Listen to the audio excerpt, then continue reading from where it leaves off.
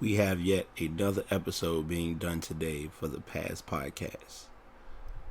If you're tuning in, I do appreciate it. If you'd like to check out any previous episodes, go to Spreaker.com/Brite Podcast. Nonetheless, let's continue the show.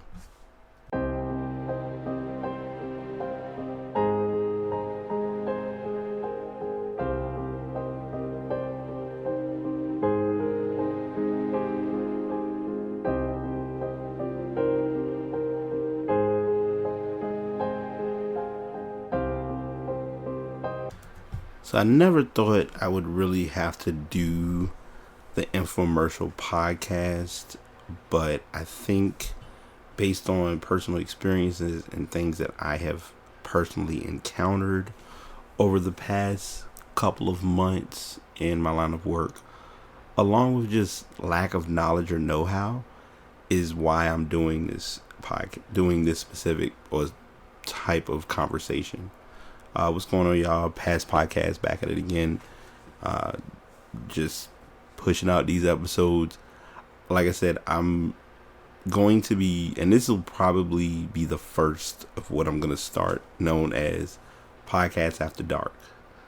I've been kind of on the fence initially. I was thinking Podcasts After Work, and I'm like, that's okay, but I think Podcasts After Dark would be better because it'll be a late podcast. It'll be very unfiltered, very unscripted, very Brian-esque, and it may have a topic. It may just be me venting or just talking about something that some people just don't think about.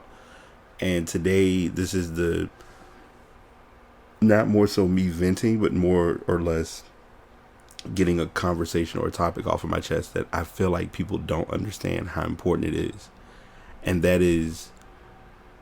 Right now, in this case, it's almost 11 p.m. and normally this is that time of the night when some people go to sleep, but then some people may kind of like go to sleep for a second and then get back up and turn on the television. And on TV, they show these items, or even in little packages or infomercials you get in the mail. There'll be something that's, hey, you can get this product and you only had to pay shipping. The number one thing that I want to tell people to get in individuals' heads is nothing in the world is free. Meaning that if you're sent an item or you purchase an item that only charges you for shipping, there's a reason you're only paying for shipping, because there's something else you have to do in order to avoid not getting any further charges. By nature, and I've seen the sites, so I'm gonna be a little transparent with this one because I feel like it's the only way or the best way to explain it. You're on this website. I'm not gonna say which ones because there's so many. There are various wrinkle cream, eye serum, products that's supposed to make your skin beautiful. It's recommended by Ellen. It's recommended by Dr. Oz. It's recommended by people who it's really not recommended by.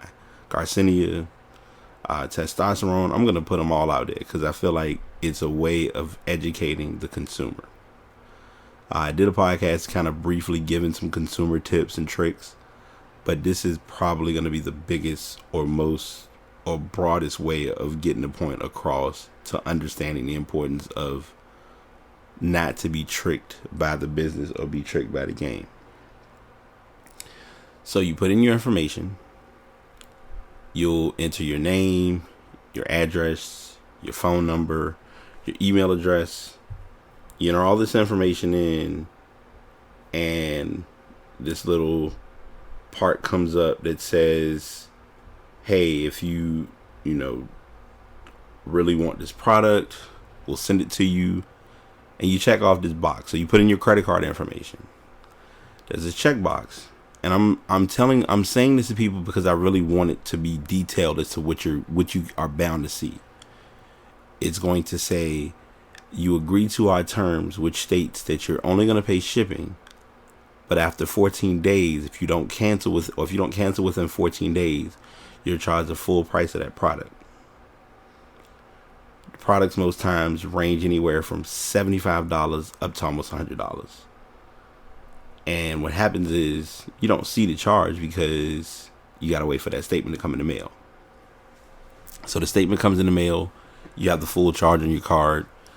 You'll call, and the first words out of your mouth are, this is an unauthorized charge. It's fraud. It's a scam, whatever the case may be. Where you have to get in your head and understand, if you don't read or go over what those terms or what their terms and conditions state is entailed with what you're doing, then it can cause you to end up being charged for that full price.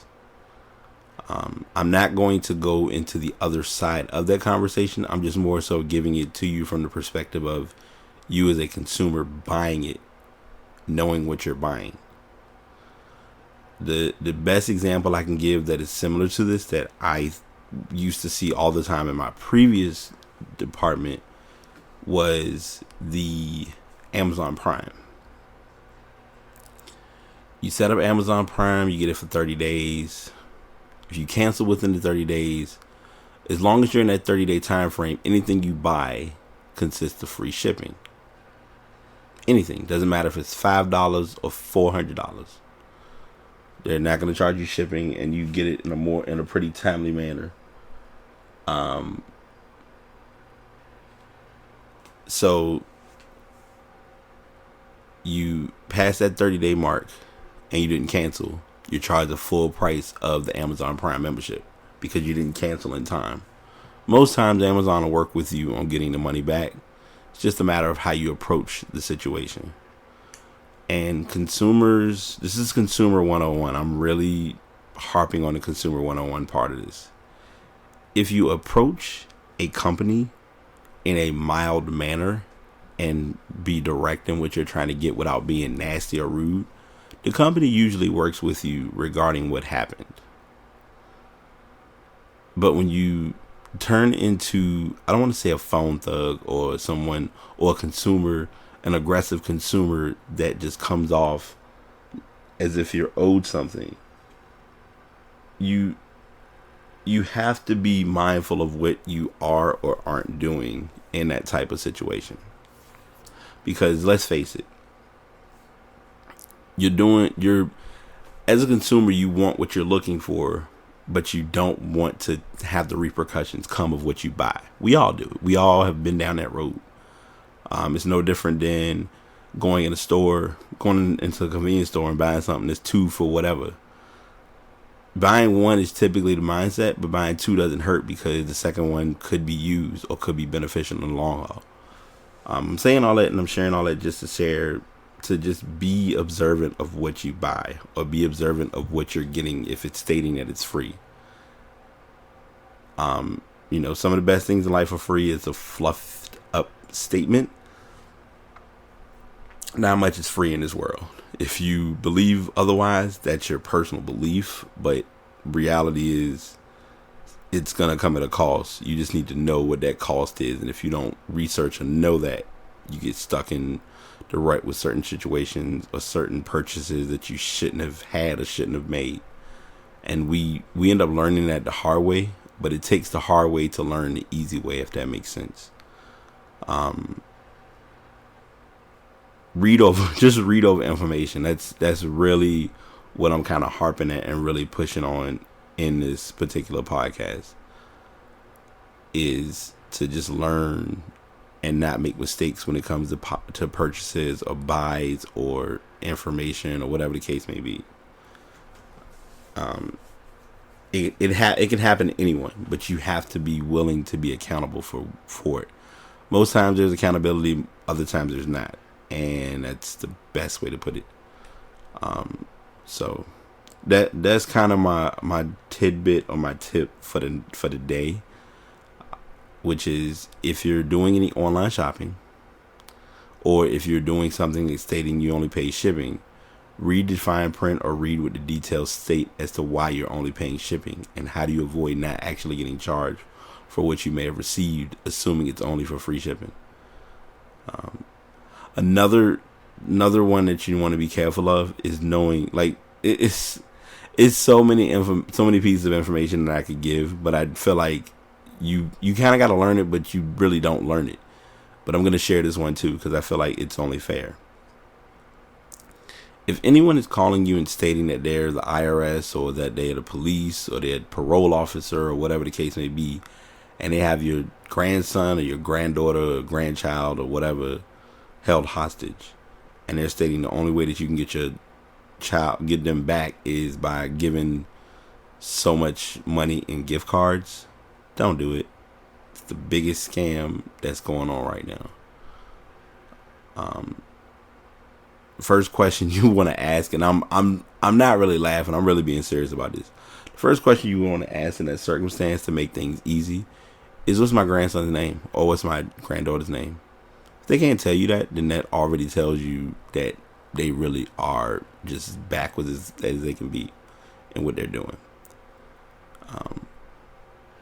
If you aren't 100% sure of something, ask. Like, sometimes I think we're scared to ask because it's a pride thing, but you don't know unless you don't know without asking. If you don't ask, you don't know. You end up learning the hard way. So I'm leaving those as kind of my tricks of the trade and tips from experiences that I've seen and things that I've come across in the line of work that I deal with. Just read, learn, ask. If it seems too good to be true, typically it's too good to be true. So I'll leave you all there with that podcast or with that thought. If you are following or have not been following, I am under Pass Podcast. That's PASS Podcast, one word. Twitter, Instagram, and Facebook. If you'd like to email any questions or concerns or feedback, that can be sent to passpodcastbt@gmail.com. And believe me, and anybody who knows me will tell you, I check email frequently and often. So I'm gonna cap off here. Y'all stay good, stay positive, and until next time, Pass Podcast signing out. Peace. We've done it once again. We finished yet another episode. Appreciate everyone for tuning in. If you're not following on Twitter or on Facebook, please look up Pass Podcast. That's PASS Podcast, one word. I am accepting inquiries for any topics or concerns at passpodcastbt@gmail.com. And just continue to support. I appreciate all the support and everyone listening and tuning in. Until next time, y'all take it easy.